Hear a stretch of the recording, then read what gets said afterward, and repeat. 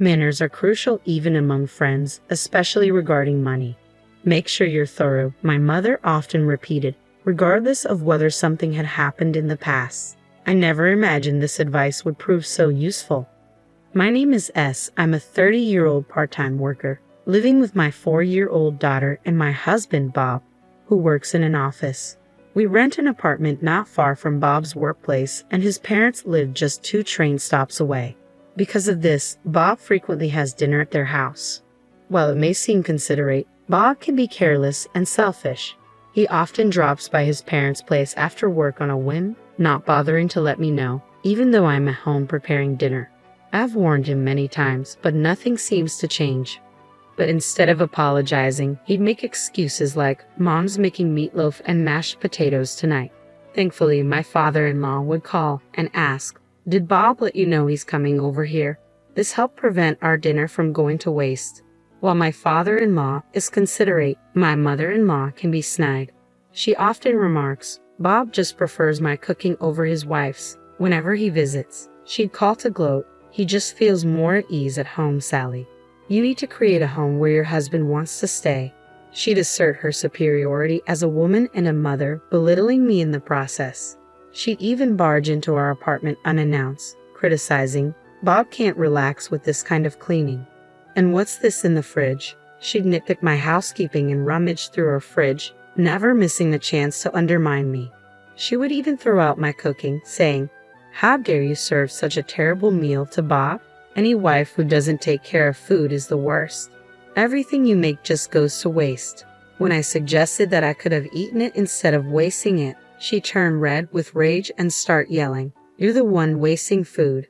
My daughter would start crying in shock, and my mother-in-law would quickly leave, not wanting to upset her.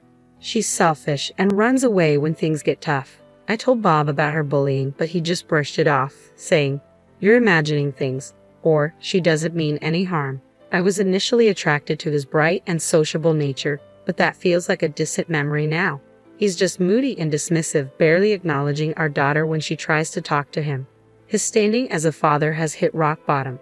To make matters worse, the education fund we had been diligently saving for our daughter had completely vanished. A substantial amount, $40,000, had been withdrawn. It had to be Bob, who has access to the family account. When I confronted him about the missing money, he nonchalantly replied, "Our daughter doesn't need the money right now. We can save up again when it's necessary." His cavalier attitude snapped something in me. "Don't joke around. How could you just use the money we saved together like that? It's not about current need. We saved it because we don't know when we'll need it. What did you even spend it on?" "I helped out Mom. It's mostly my earnings anyway." "Got a problem with that?" "I contributed too. I saved from our budget cuts. I worked hard to manage that money." "Your contributions are just pocket change," he sneered. Our shouting match escalated, yet miraculously, our daughter remained asleep. "That's it. We're getting a divorce. I knew you were careless, but taking our child's savings without saying anything is unforgivable." "Go ahead. You can't survive on a part-time salary," he retorted smugly. His words left me momentarily speechless. Satisfied with having silenced me, he added, "I'm always ready for a divorce," before retreating to his room. Though my fists clenched in frustration, I knew I wasn't going to just cry myself to sleep. Determined, I started preparing for the divorce. I heard my wife talking on the phone with Bob this morning. My father-in-law messaged me the following Friday. It seemed my mother-in-law had invited my husband over for a special dinner that night. Since Bob hadn't mentioned anything, he was probably planning to go without telling me, as usual. Ever since I declared my intention to divorce and was belittled for my part-time job, Bob's attitude has shifted to one of outright disdain.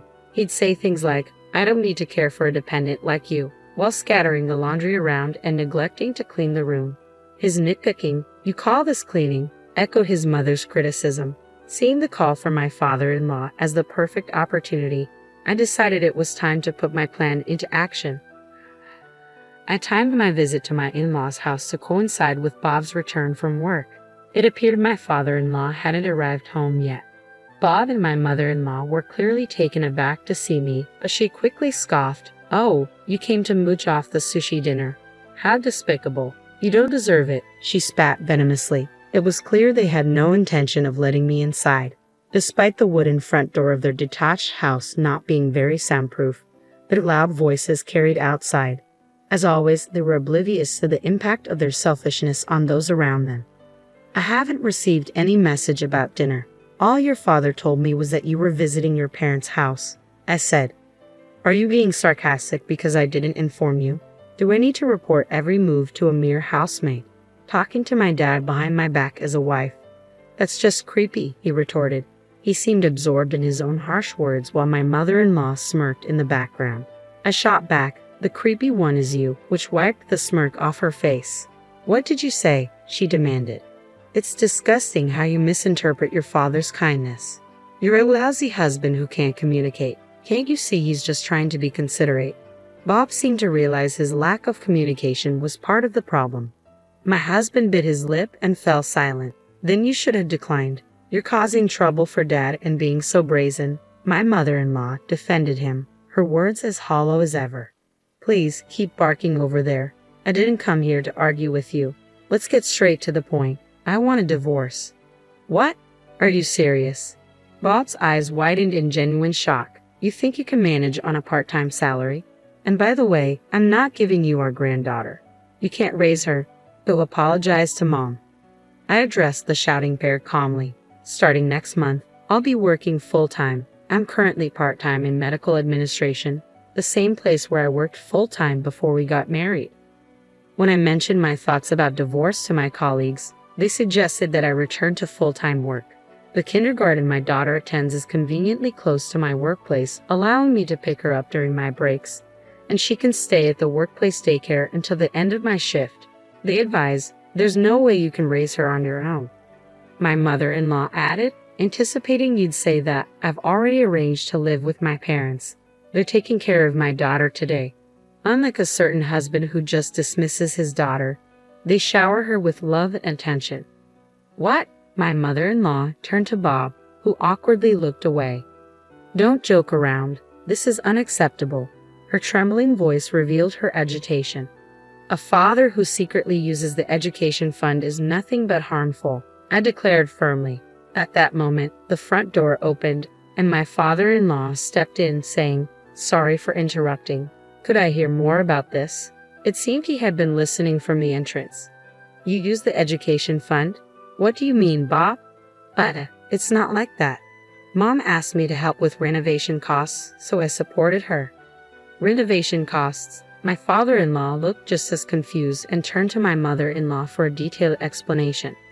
Bob suggested we move in together. It would be more economical than continuing to pay rent, and if we're going to live together, renovations are necessary, right?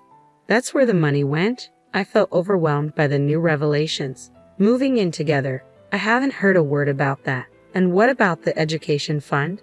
Sally, could you explain?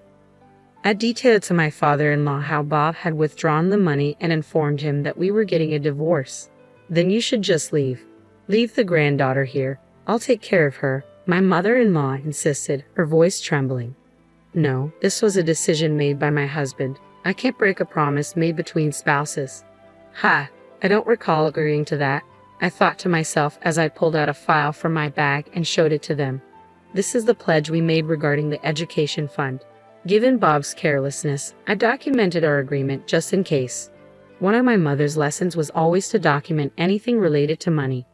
Bob's signature is here, my father-in-law observed, sounding impressed. What? Why is this here?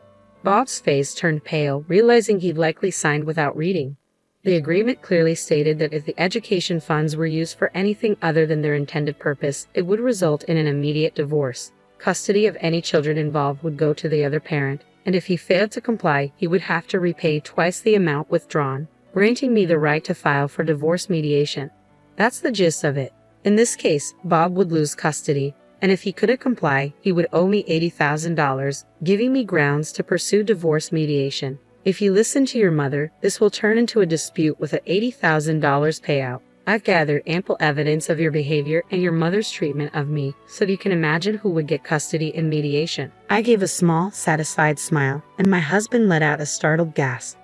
Well, my father-in-law said, clearly taken aback, for now, return the money Bob gave you. You haven't started the renovations yet, right? The money should still be there. Upon hearing this, my husband's face lit up with hope. He might have thought that recovering the education fund could make the divorce unlikely. But when my mother-in-law saw his expectant look, she turned pale and shook her head. "It's gone. I've already spent it," she admitted weakly, causing everyone to gasp in shock. "What?" My mother-in-law trembled and fell silent. "There was a bag I wanted and some clothes too. I'd only intended to borrow them, but I couldn't resist," she confessed. I was left speechless with disbelief, but my father-in-law reacted quickly. "This is absurd. What were you thinking?" But Bob said we could save up again for the granddaughter's education fund, so I thought it would be okay," she protested. "What? You knew it was meant for our daughter's education and still spent it? How can you even claim you won't hand over the granddaughter? Who's truly despicable here? You and Bob are nothing but harmful, an awful combination of parent and child," I said, my anger reaching its peak, my voice colder than I intended. My mother-in-law could only stare in shock. "I'm sorry, but I no longer want to be part of this family." "I agree. They're nothing but poison to our precious granddaughter." My mother-in-law broke down in tears at his words. After that, I finalized the divorce with Bob. Thanks to the evidence of mistreatment and the pledge, the child support and property division went as I had hoped. The education fund, of which a third was from my salary, along with the alimony, totaled $50,000, which I received. My ex-husband struggled to come up with the money. My mother-in-law had to sell all the designer goods and jewelry she had bought, with the remaining amount covered by my father-in-law. Isn't it a husband's job to support his wife? Bob and his mother blamed my father-in-law, but he was furious and severed all ties with both of them. My ex-husband reached out to my mother-in-law about moving in together after he botched a project at work and was demoted with a reduced salary. They could no longer afford their apartment rent and had to downsize to a small place. To raise the necessary funds, they had to cancel their life insurance policies. By combining the payoffs from each policy, they managed to scrape together the repayment amount. When he reported that the payment was complete and shared his struggles, I merely responded with an indifferent "oh" and let it go. Frustrated, he shouted over the phone, "Don't you have any words of gratitude?" "No, I don't. I have grievances of my own. Why not add that to the bill and charge you?" I suggested, and he fell silent. I then hung up and changed my contact information. That was the last time he reached out to me. Apparently, my mother-in-law later approached my father-in-law, seeking reconciliation. He clearly refused, and from what he heard, their situation was dire. Their spending habits remained unchanged, leaving their finances in chaos. Now, the once close parent-child duo spent their days arguing, blaming each other for their troubles. "He's your beloved son, isn't he?" my father-in-law said with a hint of sarcasm. My mother-in-law replied, "He's nothing but a frustrating money pit." Whether it involves parents and children or spouses, it's crucial to be clear about financial matters. Thanks to my mother's teachings, I felt reassured that I had made the right decision.